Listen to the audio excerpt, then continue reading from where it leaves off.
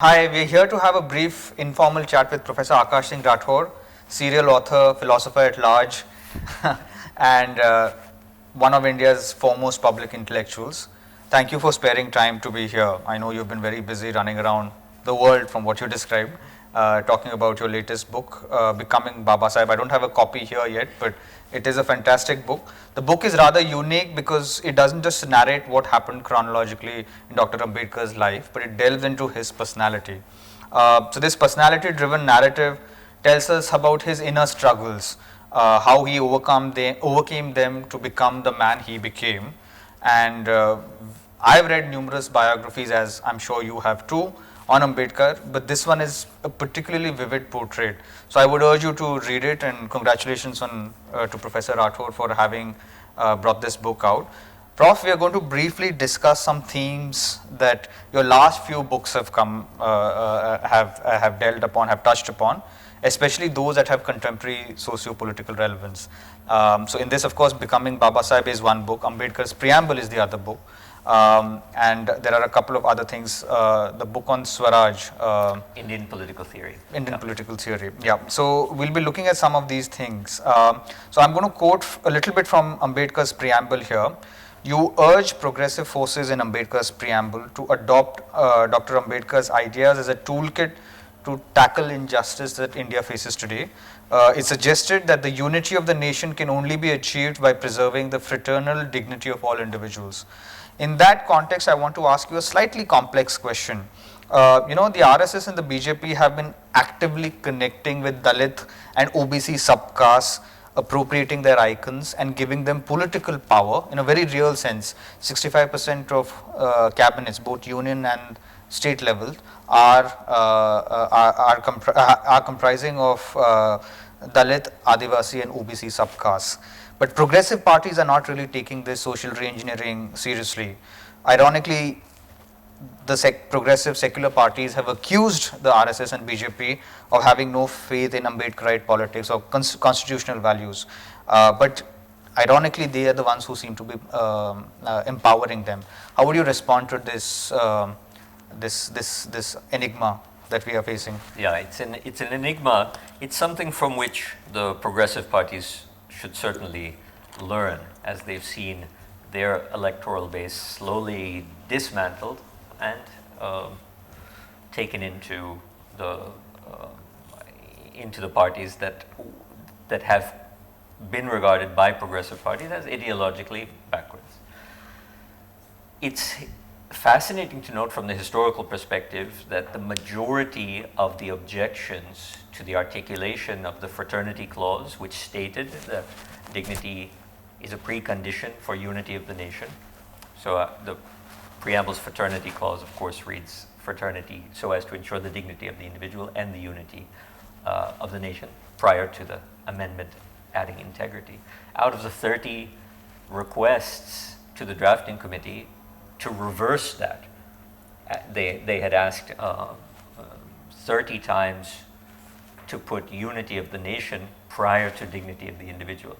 And it took the combined efforts of three people who didn't like each other very much, Munshi, Ambedkar and B.N. Rao, took the combined efforts of each of them to ensure that dignity of the individual was a priority. And it was articulated that without ensuring the dignity of the individual, we will never have unity in this nation. Now, I raised that issue because the 30 objections to it all came from Congress. Now, we don't need to blame, or accuse the Congress of today for what was done, this gesture of 70 years ago, but it is indicative in a way of this problem that one needs to put into practice what one claims is one's ideological prerogative. And the irony is that those who are putting it into practice, as you pointed out, the BJP and their allies, are doing it not because of an ideological connection, but because of a political opportunism. The opportunity is there. Why is the opportunity there? Because there was a vacuum created by previous governments, and that vacuum had not been filled by the progressive parties when they had the opportunity to do so. There are many, you yourself taught me this years ago, that there are so many things that the first term of the BJP that they put into legislation that had actually been UPA's ideas, removing the red light from the government cars and so on. This had all been UPA's, but they never put these things into practice. Yeah. And so it came time then for when that void was to be filled, when the current government came to power, they put into practice many things that really ought to have been done. Now, why were they not done? That's why I pointed back to 70 years ago, because there seems in our progressive parties to have always been a kind of gap between the rhetoric and the reality, between what it is that we claim to believe and what it is that we actually implement. So just to follow up here quickly, do you think that in a sense this is also because progressive parties are calcified in time with regard to their understanding of social justice, in a sense that for them social justice today is limited to protecting reservations and scholarships and so on and so forth? Is it that they've not been able to reimagine social justice as a normative concept? I think that's a part of it, but there's another thing when you just mentioned that the parties are stuck at a particular moment of the past, ideologically. They're also stuck with a particular community of leaders that represent those past ideas. And so BJP and its allies had never been aligned with these people, either ideologically or politically in the past. And so they were able to approach it in a radical and new way. Whereas Congress especially, but all progressive parties, have long had their allies with leaders of certain constituencies and demographics. And those allies, a generation has changed, maybe 2 generations have changed. Sure. And yet the progressive parties remain loyal to those who had represented those constituencies a generation or 2 ago. So it's not just the ideas that have failed to keep up with the times, it's even the commitments have failed to keep up with it. So you mentioned something very interesting, Prof. You said that the progressive parties are stuck with leaders of constituencies who are, in a sense, if I'm correct, you said they are outdated. Just to give us a couple of examples, if they do represent, for instance, if there's a senior Dalit or a senior OBC leader currently within a progressive party, how would he or she be different from the lay masses? I mean, let's say someone is traveling in Madhya Pradesh or Maharashtra or Karnataka. I'm asking you this question because you do travel a lot, and you are interacting with very young, educated, upwardly mobile, already sort of second, third generation Dalit OBC students. Do you see that there is a difference in how they approach politics, society, and how political leaders and progressive parties in general? I do. I certainly see it as a professor. The majority of people I interact with on a daily basis are younger, educated, and active. So consistently across states, one finds that this younger generation, including people from these communities, Dalit, OBC, and so on, that they seem as alienated from the classical politician of their community, really, as they are from the rest of the political elite. So they don't see, I don't want to take names obviously, of course, but they don't see these people as representing anything but the system. So they don't represent them, they just represent the system. And personally, I think there's a lot of truth in that. And I think one can't decide whether it's true or not just theoretically. Look on the ground. What do we see on the ground is precisely the question that you ask. Yeah. That every step of the way, cynical tactic is trumping, is working far more effectively than established systems. The established 2 generations of established relationships ideology. There is a certain normative understanding underpinning Ambedkarite politics, right? And the BJP's ideological framework is in some sense juxtaposed to that understanding of India, of society, of the nation, so on and so forth. The BJP is also trying to create a new Dalit politics, a new Dalit identity around Samrashta, Samajik Samrashta. Yet, many traditional Dalit politicians have aligned, and parties have aligned with the BJP. In a sense, what you say, to go back to what you were saying, they are part of the system, they represent a constituency which is perhaps not in touch with the reality of Dalit Bahujan communities today. But what is the future of Ambedkarite politics? What is the future of Dalit politics given this dichotomy that is now? Yeah. So I won't speak about the BJP in terms of government. I'm just speaking about when I speak about BJP or Congress or something like that, it's also the ideas that they represent. Exactly. So the future, the last 10 years on campuses throughout India, especially particularly active ones like AMU, Aligarh Muslim University, JNU, HCU, Jamia, and IIT Bombay, places where there's sort of real political consciousness. I have observed the groups, Ambedkar Phule kind of associations, mentioning that left politics all over the world has imploded. And of course that's a clear phenomenon. We see, look at the US president, I mean, what an accident for this man to be in power today. A clear sign of this, just that a pendulum swing is doing the work rather than the electorate and so on. So what they have argued in all of these places is that in the last decade there has been a precipitous decline of the left and the ways, the institutions through which it brought into realization its ideology. And yet the identity-based left, so Dalit politics, Shudra politics, OBC politics and so on, has not only remained actual and important, but has even grown in terms of its membership at the grassroots. So, just to take again Bobside JNU, when I joined JNU 7 years back, there may have been 12 members. Now there are hundreds and hundreds. So they make a point, and many of them came from the now defunct or atrophied left parties that are on the campuses.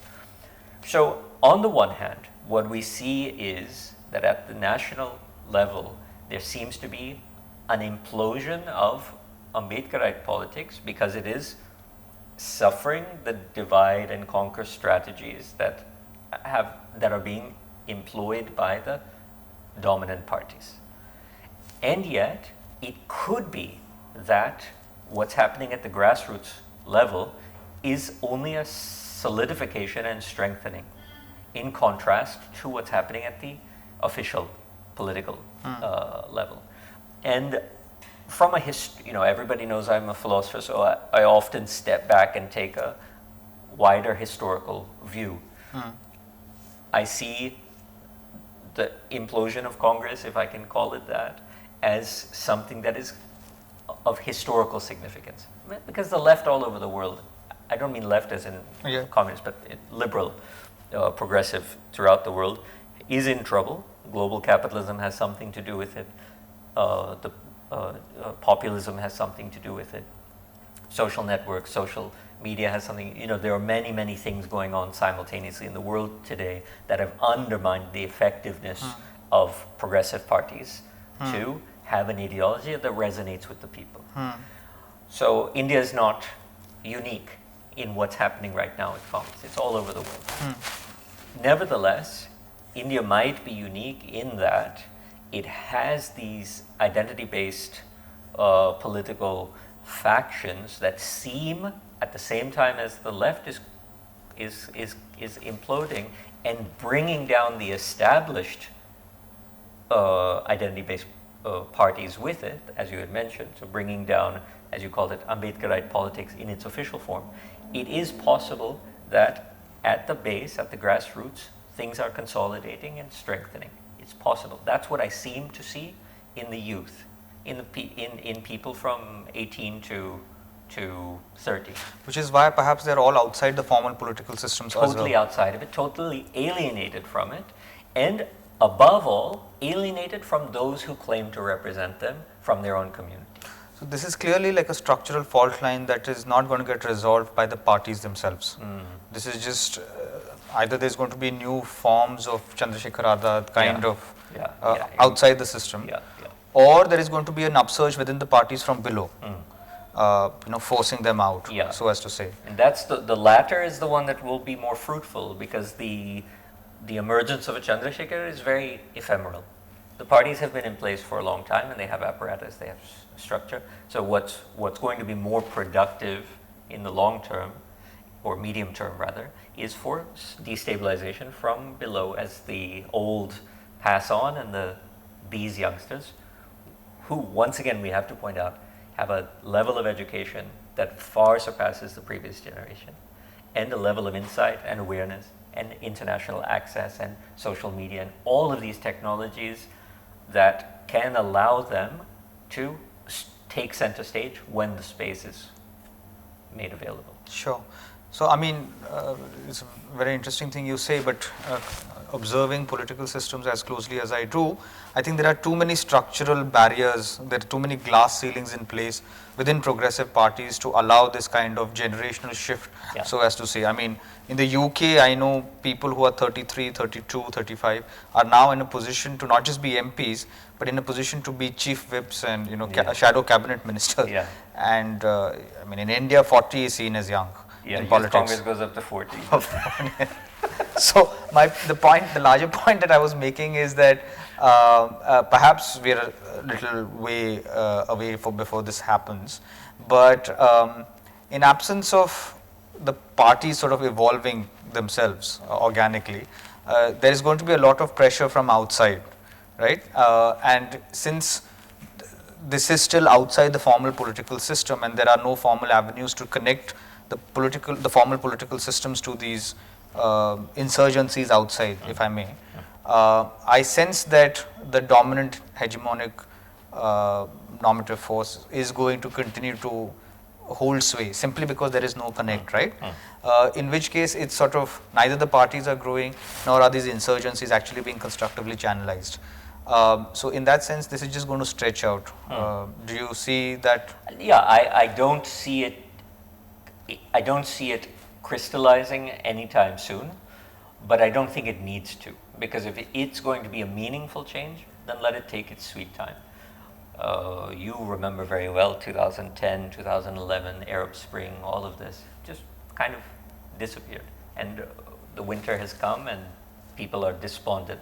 But revolutions, it's not 1917 anymore. Revolutions don't happen just like that. Systems are too powerful and in place. The very fact that as Zizek called it, year of living dangerously unfolded, is already itself a model for another way of doing politics. And those states are very oppressive. Here we have a culture that keeps orders and hierarchies in place, the rule of the old and things like that. But those places are just downright oppressive, bordering on totalitarian. And yet those revolutionary ideas, just because it happens once doesn't and it disappeared, doesn't mean that it failed. It sets an idea in motion that, again, the younger generations, we're just not going to be able to control the youth by the systems that are in place, because these systems were in place, have been in place for 70 plus years, and the ideas of today and the opportunities of today and the technologies of today are not going to constrain forever. They're not going to contain forever. Yeah. So it's not going to be soon, but it's going to happen, and it's going to be big. So, taking from your comment on orders and hierarchies in place and this current system not being able to control or channelize constructively energies outside, I want to now shift to sort of a related point. In your book, you talk about the irrepressibility of Dr. Ambedkar's innate need to call out injustice. And then you go on to quote Dr. Ambedkar as saying human rights is inherent in every human being. Given this, what do you think Dr. Ambedkar would have said about the debate regarding extending benefits of reservations to Dalit Christians and Dalit Muslims and Pasmandas and so on and so forth? Yeah, that's a tricky question because when he in the early 20th century he had suggested that Muslims should not have separate electorates, and there was a continuous adjustment of his position that if this community gets this, then this community should get that, and so on. So one needs to realize that to say there's an Ambedkarite view on this issue today is to do a little bit of injustice to the way that he would change his principle stayed the same, but he would change his proposal according to the circumstances. So are the recommendations being created, are they examples of cynicism and opportunism, or are they examples of extending benefits for the sake of emancipation? And so one has to think about the idea behind it, because if a community is being, I made that citation, but another citation that's very important is when he said it's dignity and honor that we seek, not bread. So if you're giving bread instead of dignity, I think he would reject. Yeah. He would reject that in principle. But if there's so you have to take the intention in line with the mechanism. If there is a very good empirical, statistical data evidence for these communities to be elevated according to these procedures, I think as a social scientist, he would say, yeah, let's do it. But he would never refrain from calling out the cynicism and the hypocrisy behind the motivation to do it. If it's just for grabbing votes and so on, because it's not, dignity is more important than bread. That's Dr. Ambedkar's view, and I also want to check, because you're also a philosopher, I also want to check to just as a thought experiment to explain this to our viewers. Even when Dalits sort of change their religion and convert to another religion, Islam or Christianity, Buddhism, Jainism, so on and so forth, caste, at least in India, as a construct, the discrimination that they face continues to sort of chase them, to shape their lives, to constrict their lives in a very real sense of the word. In that sense, is there a need to reimagine the entire social justice paradigm that the Indian state has constructed? Yeah, well, think about it from the point of view of the right, just for a moment. The right has stated from 1923, Savarkar's Hindutva, through Golwalkar's writings, and to today, that we're not talking about religion, we're talking about culture. And so they're revealing something very significant, that our hierarchies are not necessarily the product of religion, they're the product of the interface of culture and religion. And so just moving out of Hinduism into even a religion that prides itself on being egalitarian, like Christianity, all men are equal before God. They have these tenets. We know how it's played out historically, so we don't have to be too gullible about that self-understanding. But even movement to such a religion doesn't mean you escape the culture that provides that framework for the hierarchy and the marginalization and exclusion. So it seems ironic to us to not listen to the right themselves on the point that, yes, you be a Hindu, you be a Muslim, you be a Christian, we will still recognize those hierarchies. Culture, South Asian culture is so pervasive that it managed to assimilate every wave of migration into the subcontinent. And caste, partly because of the ingenious patriarchal and graded nature that protects it, that keeps it stable. Everybody in the system has somebody to exploit. That's why it's so persistent, right? There's only, at least in the classical Dharma-shastric sense, there's only one single group that doesn't benefit in some way from the system. What we would call like the outcast woman, Dalit woman. And so the stability of the system relies on the absolutely most vulnerable in order to destabilize it. Because everybody else, even a Dalit man, has a Dalit woman to oppress. Everyone gets to enjoy the spoils of injustice, which is why the system is so strong, because to overturn it, you need the weakest of the whole system. And so that's not going to happen. So it is culturally embedded, and it is so strong that it managed to always offer any new wave of person who comes with a new ideology or a new physiology, new race, new ethnicity. You have a place you can exploit. You can exploit all of these people and so on. Yeah. So it assimilates. Sorry to interrupt you, Prof. You said that everyone exploits someone in this cultural construct. Yeah. A number of studies have increasingly been pointing out that sections of OBC, the other backward classes, and sections of Dalits are increasingly being used by the Sangh as foot soldiers to other and target minorities. Yeah. Are the minorities, is this now the new form of Hinduism that they are constructing, that saying, what, we will not discriminate against you, so on and so forth, as far as you continue to target and other minorities who are the new, in that sense, the new untouchables of India? Yeah, I think it's when you call that a new strategy, it actually seems like a very classic strategy.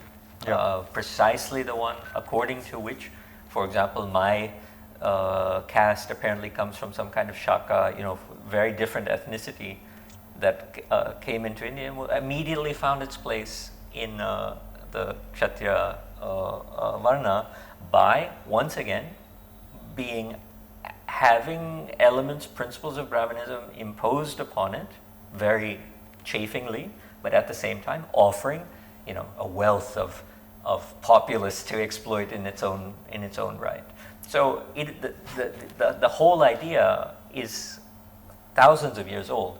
It's just being modernized and reproduced in contemporary social circumstances. I want to ask two quick questions. I know you have to go, but I do want to ask about your book particularly. One is that you critique the Marathi volumes on Ambedkar by Khairmode, and also Keir's, Dhananjay Keir's English biography. And you said that they were weakened by inaccuracies. Could you mention a few inaccuracies that you found? Yeah, to be frank, almost every page of my biography reveals one inaccuracy from the previous, which is why I have so many footnotes and so on. Let's talk about the kind of thing that you would enjoy. Keir's very surreptitious introduction of Savarkar into Ambedkar's life. So as you know, Keir not only wrote a biography of Ambedkar, but also Savarkar. And many others. He was in that nation-building project. But he did something. So Keir and Khairmode are very different personalities, of course. So Keir did something. Khairmode indeed has misinformation, but I think it is not his fault. It's the limitations of the access that he had and things like that. Here, it's not misinformation, it's disinformation. There's a difference. So one thing, if you count the number of references to Savarkar in the Ambedkar biography, you find that there are more than 50, which is to say that every 5 pages of the Ambedkar, statistically, every 5 pages of Keir's Ambedkar biography, Savarkar's name appears. And I try to show in my the introduction to my book, in the most random possible ways, Keir will bring Savarkar into the picture. Now, in the process of doing so, what Keir was obviously attempting to do was to suture in his own psyche his two heroes, which were so ideologically opposed. But he made them ideologically connected. Compatible. And he did so by devices like continuously bringing Savarkar in, but not so harmful, but then very harmful, pretending meetings that Ambedkar and Savarkar had that I cannot verify through any other source. Except Keir. Except Keir. So much so that even later, Savarkar, these days, Savarkar biography comes out every day, right? But the one by the Maharashtra, Purandare. Yeah, Sampath also references it, but Purandare's is unique because it cites a particular letter exchange between Ambedkar and Savarkar that Keir cites. And Purandare claims that he checked every archive. In fact, he checked so many archives that I saw archives I had never been to, and I used his book to find new archives like Cambridge University South Asia Studies. So he went everywhere, all over the world, and certainly all over India. Can never find these details that Keir is citing. But what does Purandare do? Because 70 years later, these kind of right-wing intellectuals like him, right-leaning, I should say, intellectuals like him, have for 70 years believed in this myth of the Savarkar-Ambedkar relationship. And consequently, he can't drop it just because he finds no evidence for it, so he cites a 70-year-old biography, and it's Keir's Ambedkar biography, to prove that Ambedkar and Savarkar had a cordial relationship. Now, every quarter of Swarajya magazine runs something about the Ambedkar-Savarkar friendship and so on, because they use that thin edge of the wedge, this friendship, as a step towards an ideological compatibility, which of course they don't have at all.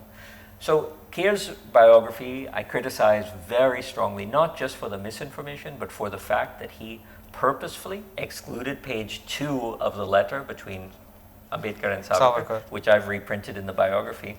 If page 1 are the niceties, even someone you dislike, when you write a letter, we are civilized people, so my dear Savarkar, hope you are well.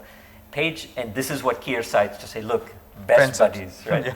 Page 2, he calls him all kinds of names. Ambedkar, totally unleashed in the way that he often is. He calls him immature, a child. I hope that you will one day mature enough to stop using the kind of words that you do that are so harmful to the community. Really lays into him.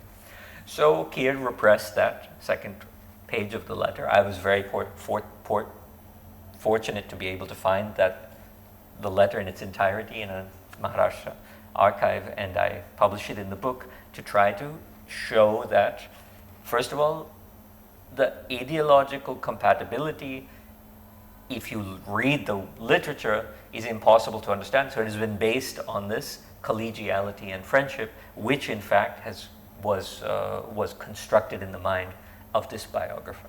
So Keir has done a great deal of damage, not only to the way we understand Ambedkar, but even the Savarkar.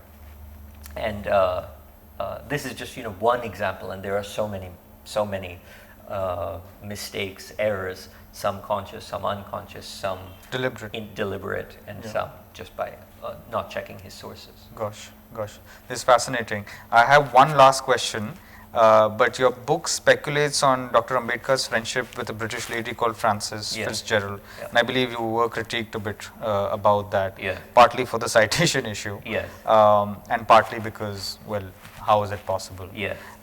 Could you clarify, elaborate a bit on this? This is quite fascinating because it reveals some kind of fissures within the Dalit community as a whole, because I've noticed that as I tour the country and speak about the book, that it is only certain demographics that are really upset about this, and others are actually fascinated. Why? Because Ambedkar was a man, he was a human being. But at the same time, if he is not a man, then how can he be an exemplar? And we need him as an exemplar, someone who can provide a kind of beacon for where young people today could go, given that they seem to see their circumstances as bleak, but they're no more bleak than his were. So it's very significant to me. That's why I wrote the book of putting him as a person rather than as a demigod, precisely so that he could be an exemplar. And I cite very early on a letter that he wrote to his future second wife, Sharda Kabir at the time, Savita Ambedkar, after marriage, where he wrote that, reading biographies is extremely important because you can find exemplary lives and you can assimilate their virtues into your own life and they can guide you for how to proceed. And when I found out, and this has never appeared in any other biography, when I found out that Ambedkar viewed biographies to have this function of presenting exemplary lives in their material constraints so that you could learn from them and assimilate those ideas, I realized that he would be happy to be represented as a human to precisely have that effect. Now, the so-called controversies around it rely on the one hand from this idea that he should be deified and he's above having a romantic relationship and with an English woman and things like that. But also on the other hand, complaints about the citation. Now, everybody ought to know that there is a stay on the publication of those letters. Certainly the people who write critically of my citation. I have letters in my possession, 2 letters in my possession, 2 that I cite are in my possession. If I were to publish them, I would be in jail right now. Now, who has the stay on those letters? The Bombay High Court, moved by whom? Prakash Ambedkar. Who endorsed my book? Prakash Ambedkar. Why? Precisely because I don't publish those letters. But he's aware of all of this. Yeah, he read the book. And he sort of... I'm not going to put words into his mouth. He read the book. He wrote many, many things, long emails and phone calls about it, and he thought it was okay what I've done. Now, I'm not just going to appeal to him. I'm going to appeal to reason. So what do? I cite a place in the public domain where those letters are available. It is extremely uncharitable and disingenuous to assume that a person like me who has done so much archival research suddenly decides to use a website. A WordPress website. Yeah. So all I'm doing in that website is I'm avoiding prosecution by showing that you can see these in the public domain. They shouldn't be in the public domain, but they are. It's not my problem. So the letters are in my possession, and I have authenticated these letters in a very clear and precise way, because in the letters there's mention of the children of Frances Fitzgerald. That's not her name. F. Proust is her name, but anyway, there's mention of her children, which only 2 people know, her and Ambedkar.